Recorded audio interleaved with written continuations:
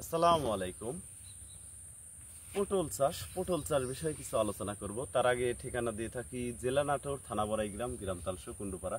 তো আপনাদের কাছে বিনীত অনুরোধ, আমার পেজটি ফলো দিবেন। আমি নিয়মিত পটলের ভিডিও ছেড়ে থাকি। দেখেন, এগুলো হচ্ছে বারইটু জাতের লম্বা পটল। এই পটলটা সর্বোচ্চ ধরন তো বেশি হয়। পটল আর পটল ধরে দেখেন, সর্বোচ্চ ধরে এই বারইটু জাতের লম্বা পটল। এত পরিমাণ এই পটল ধরে ধারণার বাইরে। দেখেন ধরে আছে, এটা অরিজিনাল বারইটু জাতের লম্বা পটল। এই দেখেন থোকা থোকা পটল ধরে আছে।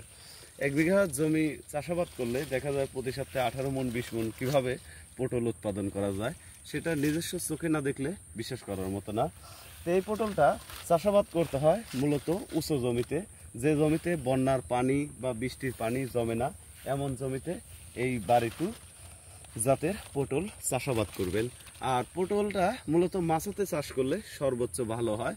যেমন আমরা এই মাচাটা করেছি 4 হাত, আর চলাচলের জায়গা রেখেছি 1.5 হাত। আর চারাটা রোপণ করা হয়েছে, অর্থাৎ লাইনে 2 হাত পর পর, এক লাইন থেকে আরেক লাইন 5.5 হাত পর পর এই পটলের চারা রোপণ করা। তো ভিউয়ার্স, এই বারইটু জাতের পটল সর্বোচ্চ ফলনের দিক দিয়ে ভালো হয়। আর এই জাতের পটলের একটা সুবিধা আছে, সেটা হচ্ছে পরাগায়ন করতে হয় না। অন্যান্য জাত যেমন পরাগায়ন করতে হয়, তে আমাদের এই বারইটু জাতের কোনো ধরনের পরাগায়ন নেই। তাই আমরা বাংলাদেশের প্রতিটি জেলায় এই বারইটু জাতের পটলের চারা পাইকারি সেল দিয়ে থাকি 10 টাকা পিস হিসেবে। ভাড়া এবং ক্যারেটের টাকা অগ্রিম দিতে হবে, আর বাদবাকি টাকা মাল হাতে পাওয়ার পর সুন্দরবন কুরিয়ার সার্ভিসের মাধ্যমে দিয়ে দিবেন।